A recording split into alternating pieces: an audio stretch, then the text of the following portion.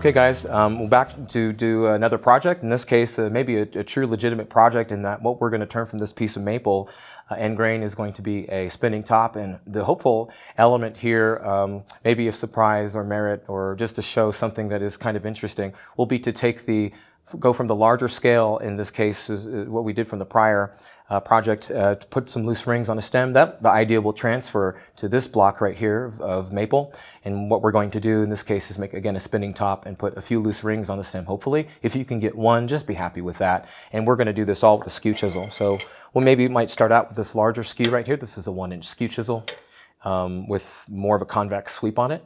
And what I'm also going to do is show how most of the project, again, we went from larger scale with that practice item. We're going to go now into using then a smaller skew when we get down to the stem. So we'll go ahead and get started. The other thing that I'll say is that the reason we have the chuck set up is that, well, this is going to be our chucking apparatus here at the moment. But what we need to make sure, for sure, is that we do initially have some tailstock support. That's a safe way to go about doing this. And so that's going to be what we start with. So I'll go ahead and get my glasses on, stay safe enough. My favorite speed is 0, so that I know that if I'm not starting at such a high rate of speed. Let's start slow enough so we can actually build up to an initial speed and adjust from that point. But firstly, starting very slow. I'll go ahead and place my blank in, making sure that all 4 corners are going through each section of the widths of jaws, as you can see here. And what I'll do is, again, definitely have to account for tailstock support. You don't want to actually turn something like this not having tailstock support initially. I want to make sure that I have the ability to make some planing cuts. Again, starting not from the center, that's going to create maybe what I would call a lift-off effect. Hopefully I don't have to explain that beyond the fact that it's not such a good thing. Let's keep the blank on the lathe. How about we do that? I do want to put a good grip on here. So maybe about 2 quarter turns on both sides of keyholes. There's 2. And then other side, 1, and then 2. And again, tailstock support is our friend.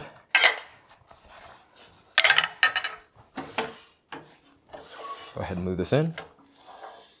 Again, it's okay to use a cone center at the moment. As long as that's abutting into the end grain fiber, that's an okay thing. If I was working with side grain stock, I wouldn't want to be using a cone. That would actually compress my fibers and create a lot more tension and vibration that I don't actually need and I don't want. So there's a good hold there. I don't need to put too much of a bare grip in terms of my compression here, just enough to where the bearing on the live center is spinning, and that should be good enough for us. So right now what I'll do is I'll go ahead and account for just an area where I can start the sweep of my planing cut near the corner. The idea is to, again, have the tool sweep into space over here rather than into a wall of end grain fiber. This is a small section where really all I'm doing is accounting for getting the piece into round and then getting a tendon on the piece, again with a long point of the skew facing the end grain fiber to put my tendon on here, or dovetail. So that's a good place to start. Let's go ahead and do it. And height should be maybe a little bit higher than the center. That's to say when I'm in planing mode. If I'm in planing mode down here, which that's too low anyway, it's very low, about as low as you can get with the tool rest. I don't want to be in this position because if I do, the center portion of the edge is actually going to create liftoff. Not in a good way, in a way where I'm actually hitting my end grain fiber. I want to actually raise this up so that about the center portion of my cutting edge is a little bit higher than the center. That's a good place to be. Again, not in here to sweep, rather at the corner to sweep. So I'm, again, hitting a runoff point that is air and space, not wall of end grain. So I don't mind sounding like a broken record to say that because it's a good point that accounts for safety. So here we go. Slow speed is, that's pretty slow. Let's go a little faster than that. And a little faster than this as well. Again, I want to be probably around 2,000 RPM. As long as I have tailstock support, then I should be in business. So here we go. About 2,000 RPM there. Let's go. Short point.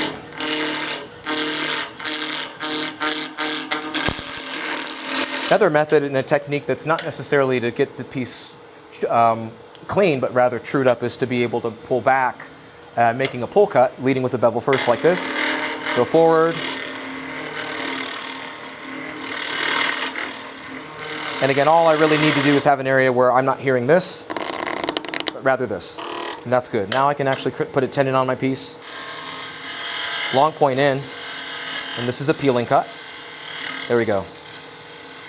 Nice little flat shoulder. In terms of my width of shoulder, I don't need very much. Probably only 1/4 of an inch or less is good. That's a good tendon right there. I'm also in a good practice here to, it's a good practice or fair practice to create a trued up base as well on the underside. There's a long point going down. There we go, that's good. I'll go ahead and stop the lathe. And so now what I'll do is go ahead and actually move my tailstock away, placing the tenon into the 4-jaw chuck. We'll go ahead and do that. I think maybe initially, in this case, we'll also true the piece up, getting rid of this square section with some tailstock support initially too. And then we'll move the piece away. We should be good. Maybe one more quarter turn on this side. That's okay. Okay.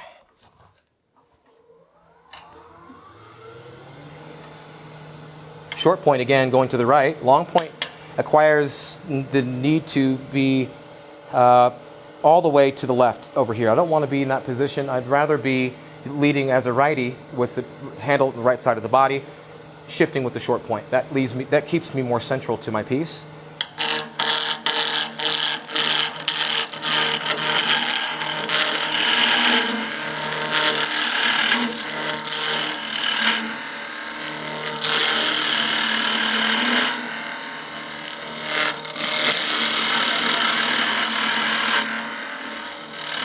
There we go.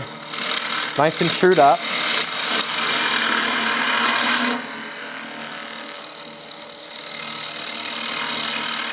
Maybe this next cut will be nice and clean. That'll be more commentary on bevel leading first, which just means I see a burnish mark. Now I raise into an area that's just below the center of the cutting edge.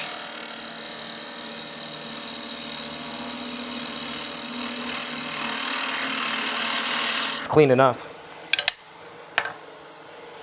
I like this stuff. This is fun to play with. So at this point, what I'm realizing is I probably don't need to have the tailstock support yet. The blank's a little long. When I have this much overhang beyond the length of the jaws here, sorry, my jaws, or I should say the chuck body, I'll shorten the blank a little bit. It's not such a bad thing to see a peeling cut anyway. So I will actually put a little bit more compression back up here. And I'll go ahead and make a peeling cut. I'll probably peel maybe about a width of 1 inch or so, maybe in 2 passes.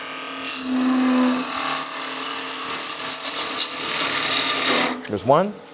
Gonna cut and then one more.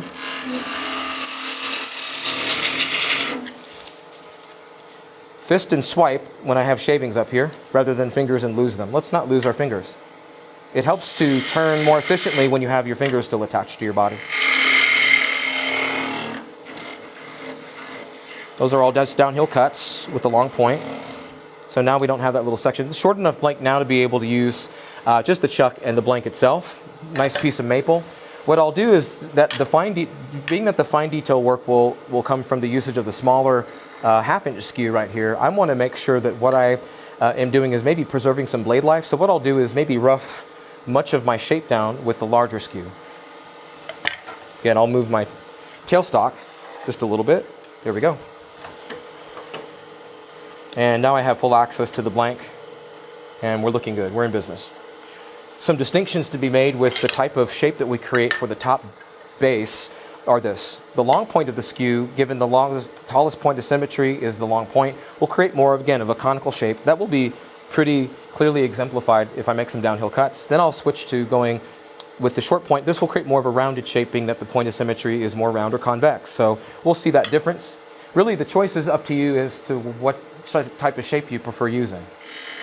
Long point, downhill. Notice that when I start my cut, I'm at the corner, and I only may be taking off or peeling away about 1/16 of an inch at a time. That's because if I were to start over here and assume that my cut should continue the way it is here, you'll see a problem. And it's smoking. So we don't want to do that. We don't want to create barbecue with this piece. Let's go ahead and actually get to the very end of this. And that's now working out well. You'll see the shape is really just very conical.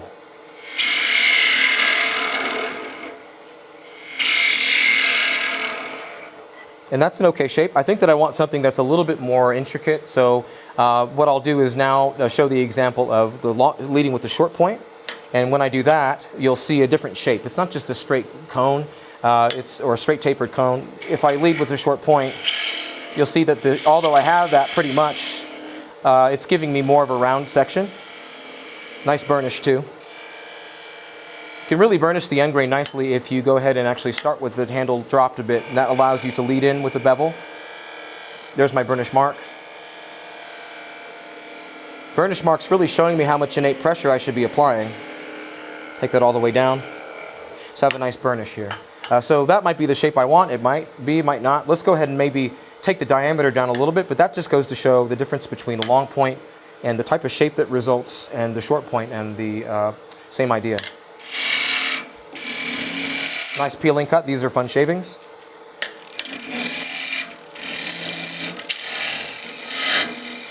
I think this is more the diameter that I want to work with at the moment, so we'll do that.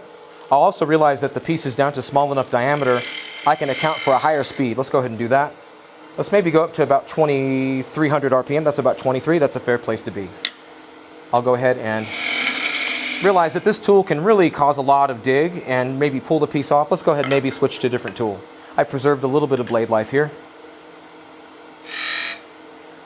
Downhill cut.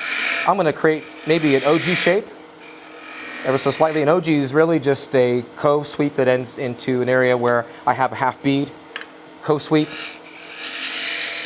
Half bead will start here.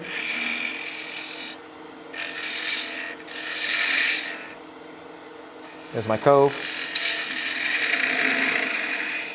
Just like that. Essentially just an undercut and a half bead. I think in this section I'll add a little bit of fine detail, which just means using the skew more at the corners of the tool to acquire the shape. Long point to round. There we go. And I think that I'll put a little bead here. There's a long point. And now back to the long point again. That's a nice little raised bead.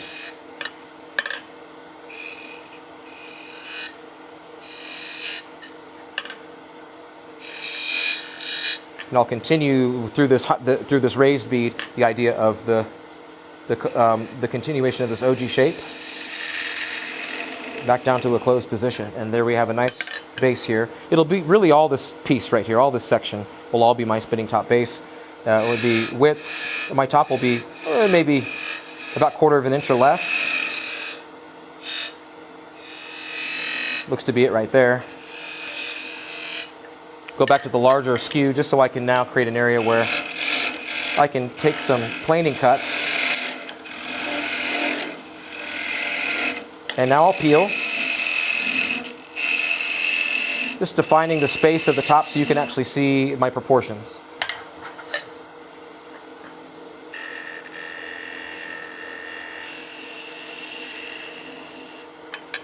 Long point to roll this little small bead.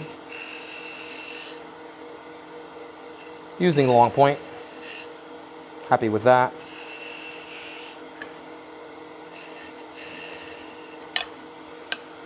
It's kind of an interesting little shape. I'm happy with that. And now I'll go long point downhill on the other side of it. So this looks to be the shape of my base. Happy with what's there. It's kind of a nice form here. I'm happy with what's there. Of course, I say that and then I just keep cutting. It's okay. Sometimes I say one last cut. It really just means 5 more.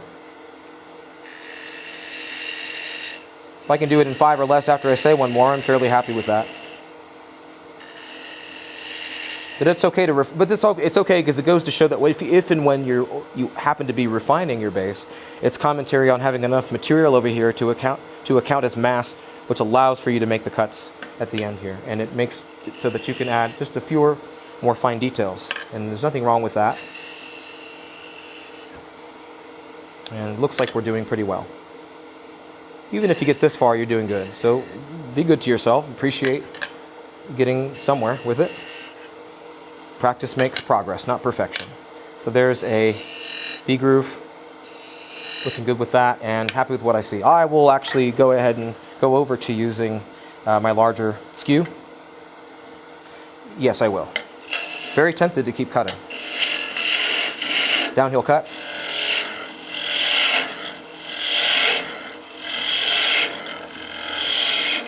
Long point to peel.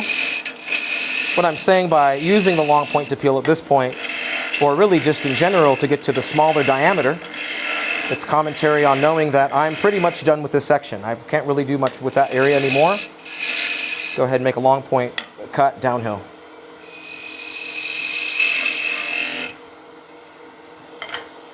back to the small skew.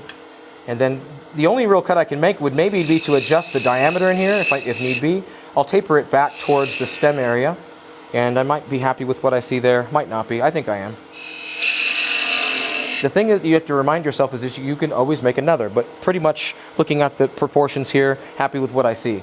If I did absolutely need to or want to have the desire to make another cut downhill, guess what? I probably can if I go beyond about 1/2 inch, which I'm not there yet. I'm at about maybe a full inch right here. That's enough mass to still maybe make another cut. That's okay. So just going to show that if there's a certain cutoff point or a threshold for the amount of material you can actually remove in this area.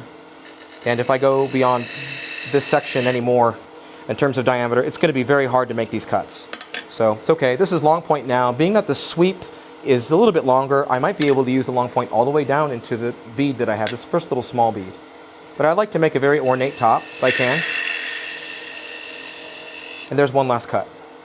Just kidding.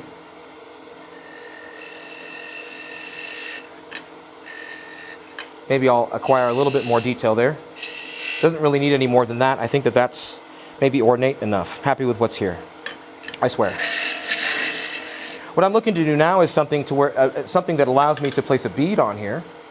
You might say, well, this isn't a stem. This is just a taper, and it's a lot of material. That may be true, but I want to make sure that I have the ability to take the bead and to turn it into a loose one, and will stay on the stem. So you might say, well, if this is my bead, that's just way too large, and of course that'll fall off a small stem. That's fairly obvious to see. However, the thing I'm most concerned with is making sure that what I have is enough distance or clearance on both sides, with the long point facing the area where I would be to the inside of the bead here and over here. And so it looks like this is probably enough clearance to grant myself ability to do that. So I want to keep this region in mind and keep that there, so I have the location of that zone. And it looks like I have it. These are downhill cuts with the long point. I can do it with the long with a short. And I'll eventually turn the skew over to round it into the base here. So for now, I want to see if I can reveal where that bead is. Looks like there it is somewhere in here. There it is. Long point downhill.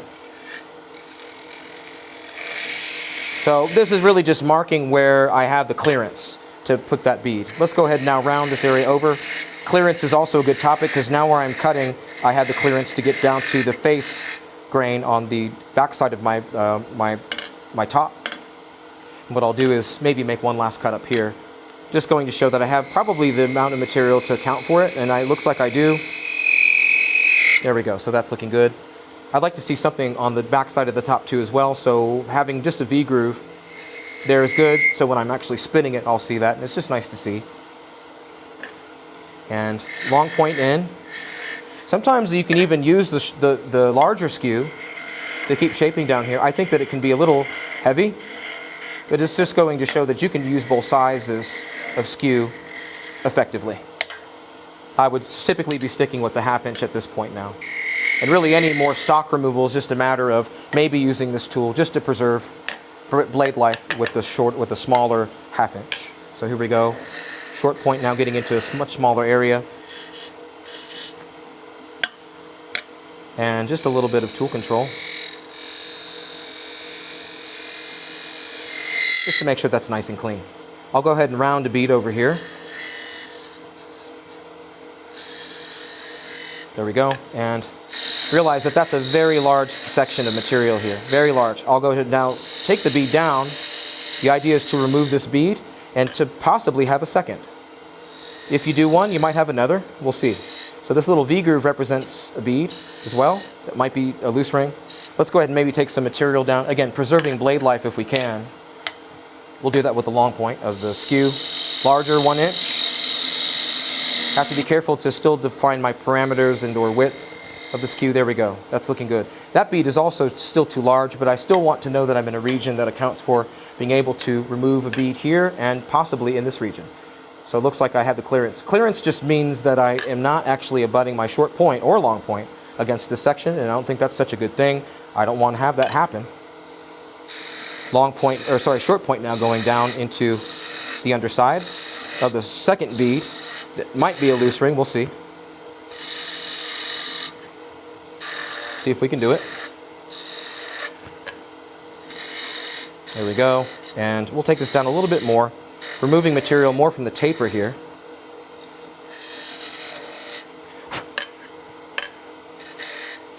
And keep going downhill. And same here, planing down a little further. I'm looking to judge how much material I should have to possibly keep 2 loose rings on the stem, if I can. I don't want the large one to be so large that it falls off, and it's off the end of the stem, but it can still account or require the ability for the smaller to stay on. I still want that as well if I can get it. There's downhill cuts here, short point of the skew, and I bet you we can probably at least get 1. Okay, there we go. This is going ahead and making some cove sweeps. And there it is. So there's 1. Here's an area where there might be another. Preserving blade life.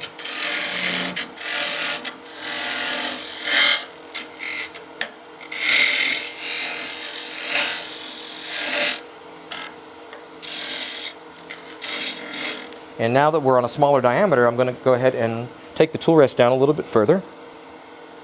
And that should be pretty good. It's chewing up end grain fiber. That's called keeping the blood in the veins. That's not a bad thing either.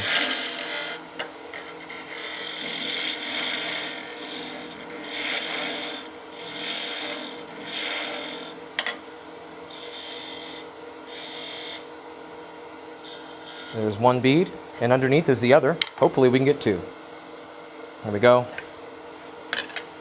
Put this down a little further. I find that if you, on the second loose ring, can take it down to where you can almost get the second one off, and you still have the height that's still greater than the width of the top of the bead, you're in good business to be able to possibly get 2 here. So for instance, the long point down through here, if I can take that off, which I believe I can, I still need to make sure I can do that with the one above. But I'm also trying to adjust the diameter well enough to be able to go underneath it to get rid of it, or rather to make it loose. There it is on one side again. And the idea is to hopefully turn this section underneath into a loose ring as well. I think that's, with that about 1/4 inch stem, maybe that's a little bit more than that. Looks like we might be in business here. So now I'll go ahead and make the attempt of going downhill with the short point. Remember, when I get to the end of that taper close to, or the cove close to the bead, long point going in as a peeling cut is better than the planing cut. Planing cut will actually tear into that region if I go forward. That'll create tear on the bead. Don't want to do that if I can't help it. Long point around, and I bet you we're in pretty decent business here. Let's try it. See what we can do. Now I want to make sure that I can perfect the roundness, or to the extent that perfect can be defined, which is just hopefully good enough. We'll go ahead and go underneath. I think we did that already, so maybe what we'll do is make another cut into the top bead, and what we'll do is maybe also lower the tool rest. Now that we're on a smaller diameter, lowering the tool rest is a good thing.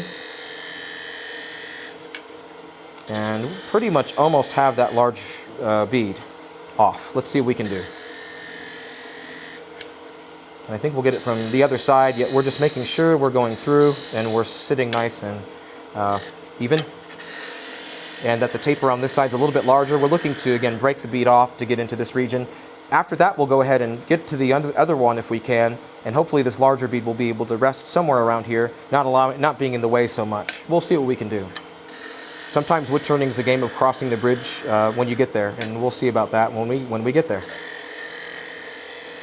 There's 1, and happy with that. That's always good to see. And it looks like we're doing pretty good. Let's see about creating another bead if we can. We'll probably make sure that we have a large enough stem that's round to account for being able to actually spin the bead. If you have just a taper like this and you spin on that, that'll just flick off of the shape of your fingers down there, and the roundness of them will actually flick the bead instead of actually spin it on the ground and the surface. So something I like to do is to, instead of having a point here, which it still is a point, just shear cut the end to make it flat. If it's on a point, it can kind of spin around like a drunken sailor. You don't really want that, I promise. It'll eventually flatten itself, but it's nice when it actually spins first time.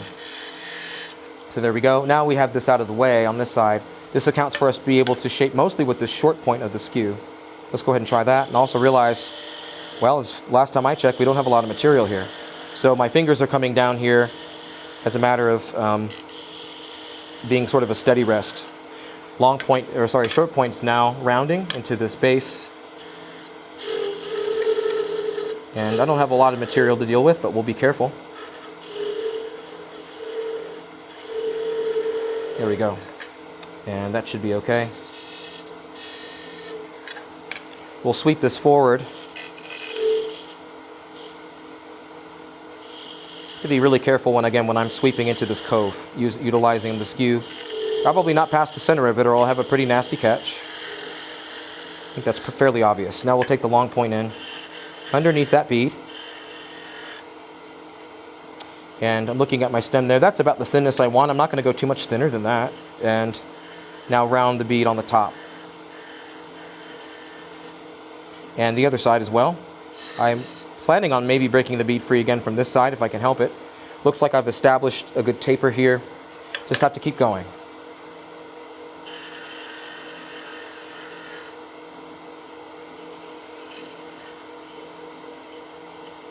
Just keeping that bead on. That can be a little annoying, but it's okay. We got it, I think. That one little bit of finger support there is actually very helpful.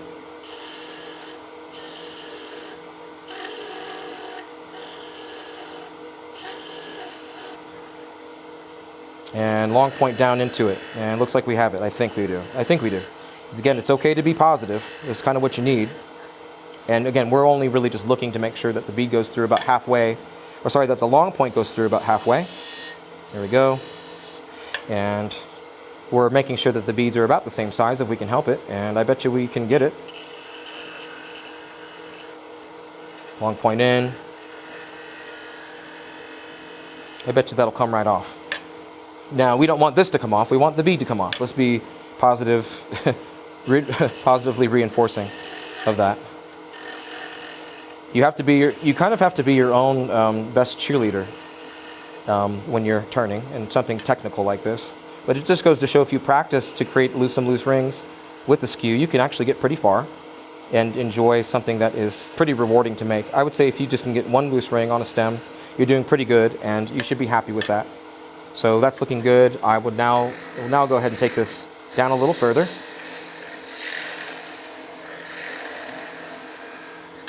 And have to peel, but the trouble with the peel is it's kind of an aggressive cut. Have to be careful with that.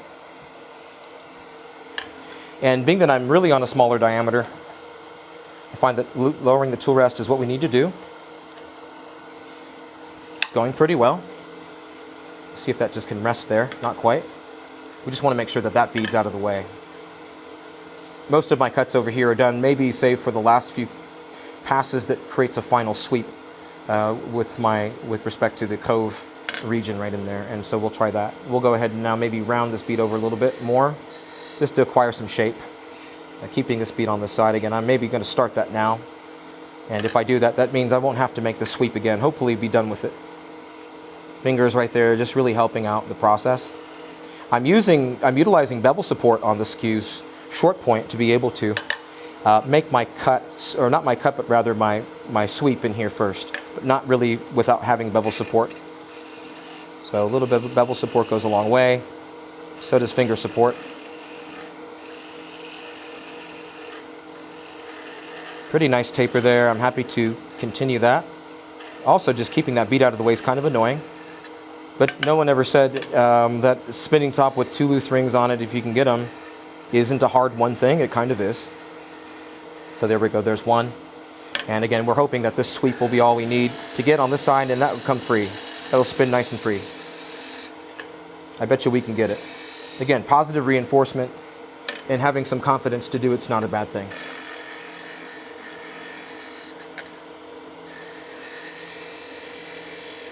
And now I'll take this down just a little bit more. It's always a game of taking away a little bit more. Looks like we got it. So we have 2. Happy to see that. And the trouble is, although this isn't actually encapsulating this larger bead to ensure it doesn't come back, I just have to make sure that when I remove the stem, that this isn't going to fall off. That's not what I want, not what I signed up for. So make sure that when you're pulling this back, it's a bit of a ring sizing, so to speak. And that's allowing me to now see that I have a good proportion here. Where that blemish is, very much like the exercise where we accounted for another bead to be loose, I'm going to do the same thing, just not create a third. I don't have the stem to do that, don't have the material to do that, although it's possible. I'm going to just round a bead here because why not? Bit of a circus right now over here, but it's fun. It's okay to have fun. Turning is fun. So long point in, just to define that raised bead and to create 2 V-grooves on both sides. This is one of those items that if it doesn't spin, it doesn't matter. Just tell all your wood turning friends that aren't wood turners that it's a lopsided chess piece. They'll probably believe you. And that's pretty good. I'd say that that's almost to the point where it wants to break off. That's fine, because what I have is a large enough but yet still small enough end of my base to probably spin and get a nice, just have a nice piece to work with here. So I'm happy with what I see. And I'd say that we're just about done here. Long point down.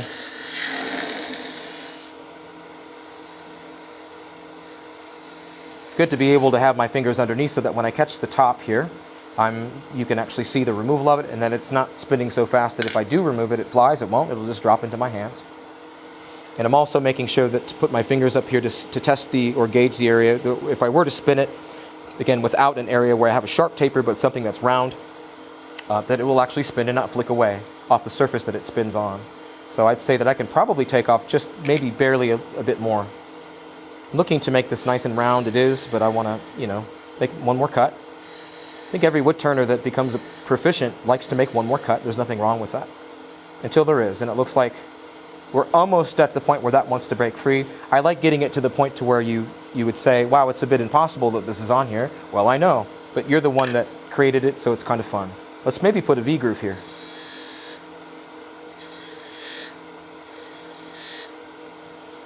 And then in that way, sometimes you can create a V-groove for the piece to be wide enough, actually wide enough on the groove area that it'll just stay there. Let's see if it does that. Looks like it does. So it's kind of fun to actually see something that has enough precision in it to where you're actually just accounting for a place for V-groove to account for a bead to sit here, to rest in this position right there. Sometimes it stays, sometimes it won't. And then also maybe in this region as well. Let's see if we can maybe widen the V-groove a little bit here, some more.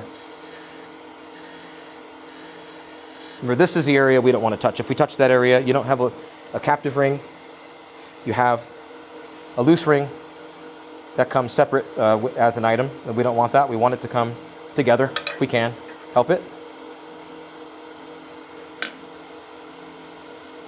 If you can't get it, that's okay. You've done well enough, and just appreciate that. Pretty close. That at least kind of rests there. We know that this one does. But you can see a couple loose rings. Now it's a matter if it spins or not. I'd say if you get this far, it doesn't really matter if it does.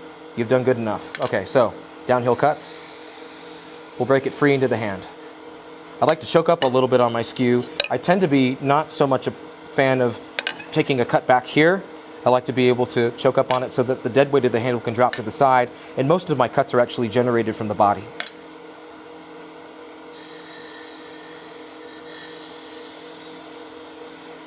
And here we go. I bet you we have it now.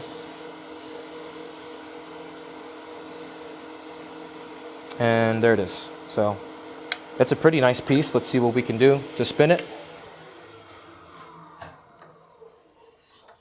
So there we go.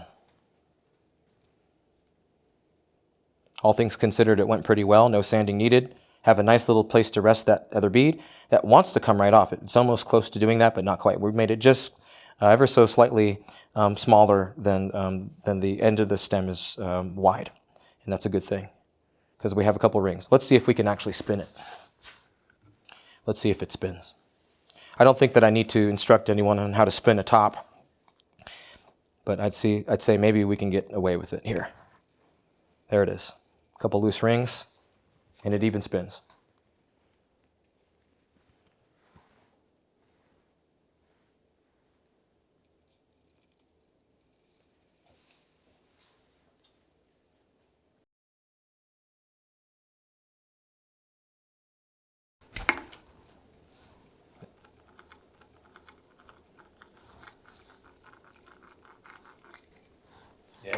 Sweet. I think that's kind of cool. That's freaking awesome.